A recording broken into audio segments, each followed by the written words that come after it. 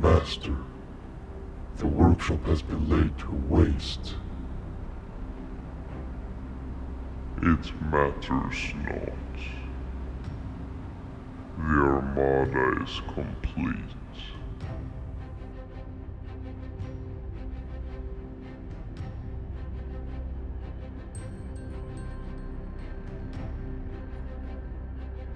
We're back for episode 4 of Lucifer's Sanctum. Last time we were on the map Workshop, and this time we're on the expert map Quad, where we attempt to survive 300 rounds once more.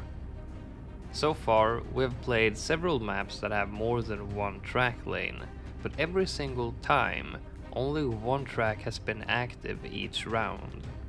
On this map, we have 4 tracks, all active at the same time. We have a lot of space to work with, but the Pierce use will be terrible because of the several active tracks. The length of each track is very short, and as I mentioned in previous episodes, the degree of the Navark Paragon affects the downtime of the bad hooking ability, which is why we're gonna start the game with boats, and we're gonna try to get as high of a degree as possible on the Navark so we have a fast cooldown once we approach round 300. So far in this series, I've done the challenge in actual games, while this time I did it in the challenge editor. The reason for this was the fact that the 4 tracks overlap each other. Each of the 4 corners on the map spawn bloons that travel through half the map and exit on the opposite side from where they entered. When tracks overlap each other, it can become hard to see when you're about to leak bloons, and that may cause you to need to restart or pay some monkey money to continue. Now, using the challenge editor was a big mistake, as I forgot that you cannot use tech bots, even though I recently made a video in which I mentioned that issue. This was really annoying because using all the abilities manually in the later rounds meant hours of paying attention to time the abilities, a mistake I won't make again. Given the multiple very short active tracks, we're gonna try to get every Paragon to as high of a degree as we can, and we're gonna spread them out across the tracks. As usual for the farming, we get 2 overclocks, which will be used on our 2 tier 5 farms and get a nice big Monkeopolis. Once we have filled the map with farms, we'll get a Scry Shredder and a Flying Fortress to start farming pops for the Ace Paragon and move the Permabrew to buff them. We'll place some Moab glue in each corner of the map to help out our pop farming towers, and we'll get started placing the rest of our pop farming towers and try and get all of the Paragons early so we can place down our temples.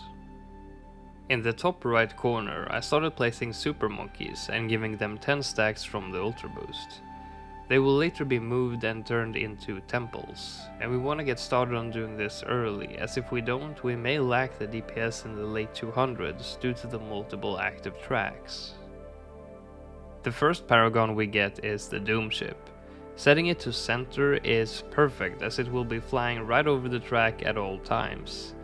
Then we just continue to spam the abilities for our pop farming towers and place some debuffs to help them survive long enough for them to get the maximum amount of pops.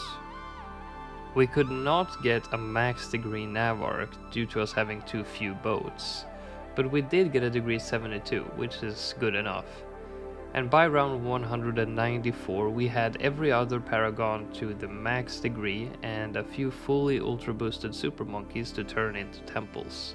Speaking of which, it's time to start creating them. On this map, we only need 1 support temple to cover the whole map, as we have the ability to place it very near the center right here. And after that, we will create our VTSG in the top area of the center water puddle. We'll place 4 more temples and then use the room left in the water to get our Energizer, Pirate Lord and a carrier flagship so we can place a few more towers like the Super Brittle right in the center of the map. And then we'll get some Sun Avatars and some other tier 5 towers all around the map and permabrew everything. And then we get ready for the pain of manually activating the abilities for hours. I'm really looking forward to the next map, which is Ravine.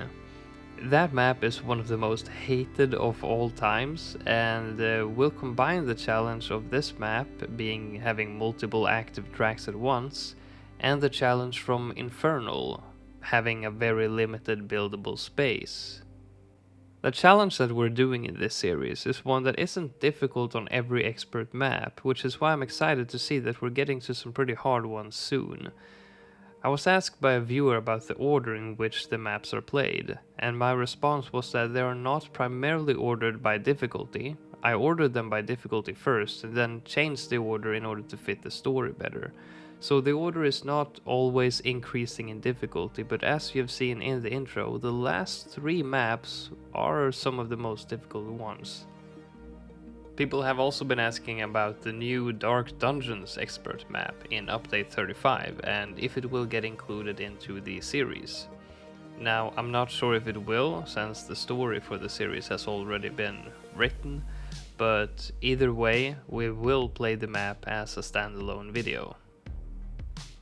Anyway, after a few hours of pain, we finally beat round 300 and this mission is now completed.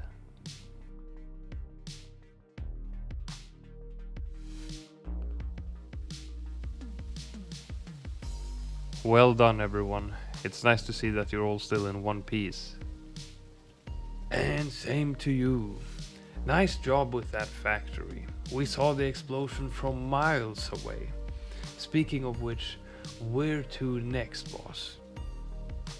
The castle is that way, just past the ravine. We'll try and cross it to gain some time. Lucifer is probably prepping his army for his final assault already. Let's move.